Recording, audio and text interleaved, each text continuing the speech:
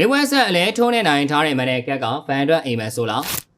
တိုက်ခိုက်အားကစားစီစဉ်တွေကိုတင်ဆက်ပေးနေတဲ့ K-Side ဂျာနယ်ကနေပြန်လည်ကြိုလိုက်ပါရင်ဒီနေ့မှာတော့လေးပွဲဆက်အလဲထိုးနေနိုင်ထားတဲ့မန်နယ်ကက်ကဖန်အတွက်အိမ်မက်ဆိုလားဆိုတဲ့အကြောင်းအကိုချင်းကပ်သုံးသပ်ပြီးတင်ဆက်ပေးသွားမှာပါ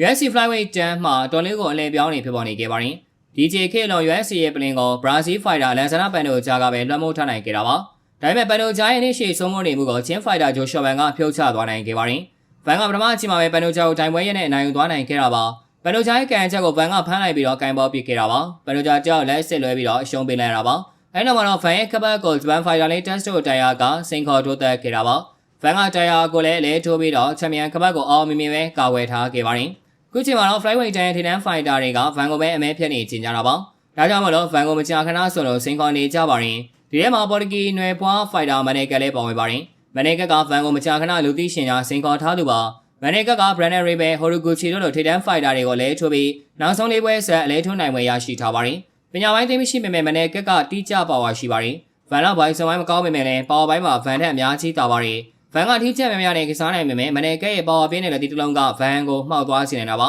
မန်နေကသာချန်ပီယံခပတ်လူခွင့်ရခဲ့မယ်ဆိုရင်ဗန်တော့ဒီခပတ်ကိုကာဝယ်ဖို့တော်လေးကိုခက်ခဲရုန်းကန်သွားရမှာပါဗီယိုလေးကတော့ပါပဲOne Championship UFC လက်ဝဲနဲ့ MMA အကြောင်းတွေအစုံတွေကိုတင်ဆက်ပေးသွားမှာဖြစ်လို့ K-Side Channel လေးကို Like and Follow နဲ့ Subscribe လုပ်ပေးထားဖို့မေတ္တာရပ်ခံလိုက်ရပါတယ်ခင်ဗျာ